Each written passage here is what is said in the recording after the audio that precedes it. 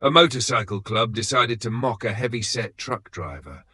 They had no idea they were targeting Marcus Cooper, a decorated Special Forces veteran with over 2 decades of combat experience. What unfolded next would transform not just a quiet roadside diner but an entire community. The evening sun cast long shadows across the parking lot of Red Creek Diner as Marcus guided his blue semi-truck into his usual spot. His movements were deliberate, the kind of efficiency that comes from years of practiced routine. At 51, Marcus carried more weight than in his military days, but beneath the weathered trucker cap and plaid shirt lay the disciplined mind of a man who had led some of the most dangerous missions in modern military history. Inside the diner, Emma Ward, the owner, wiped down the counter, watching Marcus through the window. For years he had been a Tuesday regular, always ordering the same meal: meatloaf with extra mashed potatoes. What Emma didn't know, what none of them knew, was that Marcus's choice of her diner wasn't just about the food. It was about the strategic value of the location. Clear sight lines of both highway approaches and a natural defensible position. The peaceful routine shattered when the roar of motorcycles broke the quiet. 3 bikes pulled into the lot, their straight pipes deliberately loud. The riders dismounted, their leather vests bearing the distinctive fanged wolf insignia of the Iron Fangs.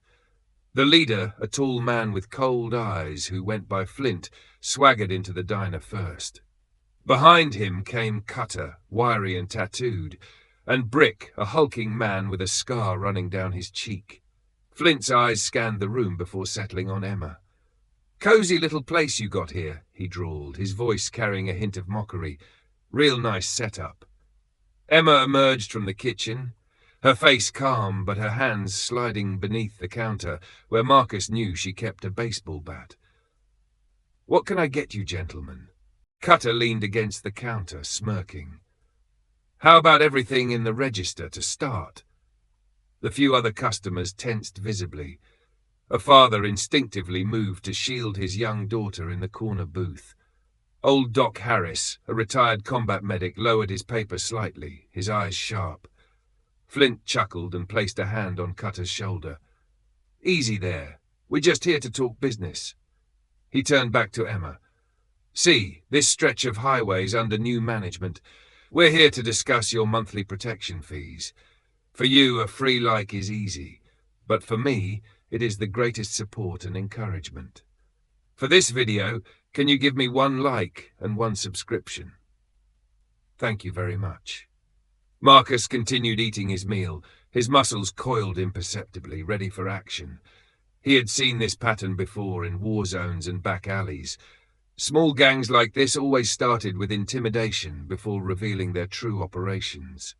Emma's voice remained steady. "This is a family establishment. We don't need protection." Flint's tone darkened. "Everyone needs protection. Equipment breaks down, supplies go missing, accidents happen." Brick wandered toward the family's table, deliberately bumping the little girl's chair. She whimpered, clutching her mother's arm. That's when Marcus spoke. "The lady said she's not interested," he said, his voice calm but commanding. The diner fell silent. Flint turned slowly, noticing Marcus for the first time. Well, looks like we got ourselves a hero," Flint sneered, approaching the counter. "This ain't your business, old man." Marcus finally looked up from his meal, meeting Flint's gaze with steady eyes that betrayed neither fear nor anger. "You're making it my business." Flint leaned closer. "And just who do you think you are?"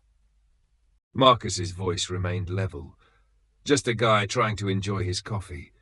But I know who you are. Iron Fangs, moving up from New Mexico, trying to establish new territory. Start with intimidation at diners and truck stops, then move on to drugs and smuggling. Same pattern every time." Flint's eyes narrowed. "You seem to know a lot about it." "I know enough to tell you you're making a mistake," Marcus said evenly. Cutter's hand drifted toward his belt, but Marcus didn't flinch. "2 choices," he continued. "Walk out that door and find somewhere else to cause trouble, Or try whatever you're thinking and we'll see how that works out for you." Something in Marcus's tone made Cutter hesitate. Flint studied Marcus more carefully, noting the military precision of his posture, the deliberate way he controlled his space. After a tense pause, Flint jerked his head toward the door. "Come on, boys. We'll finish this another time." As they mounted their bikes, Flint pointed 2 fingers at his eyes and then at the diner, a clear warning. Once the motorcycles roared away, the tension in the diner broke. The father approached Marcus, his voice shaky. "Thank you. I don't know what would have happened if—" Marcus cut him off gently. "Nothing was going to happen to your family, not here."